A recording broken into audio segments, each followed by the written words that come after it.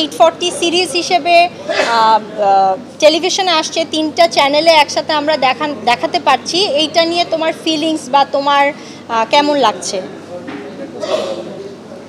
প্রথমে সবাইকে happy new year. সবাইকে হ্যাপি নিউ ইয়ার। আচ্ছা, সেটা হচ্ছে অফকোর্স টেলিভিশনে এটা দেখানো আমার খুব খুশি, কারণ আরও বেশি মানুষের কাছে যাবে এটা।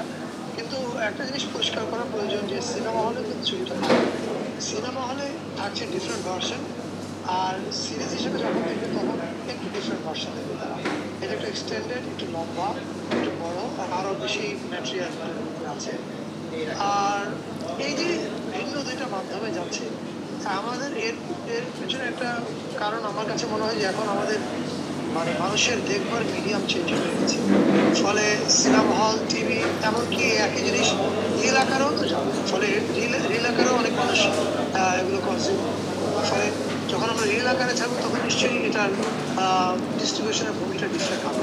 সো আমি মনে করি যে সামনের দিকে আমাদের যে কোনো ক্রিয়েটিভ ওয়ার্কের ভিন্ন ভিন্ন রকমের কনজামশনের ব্যাপারটা মাথায় রেখে আমরা কাজ করতে হবে, যাতে অনেক রকমের অডিয়েন্সের কাছে পৌঁছাতে পারে।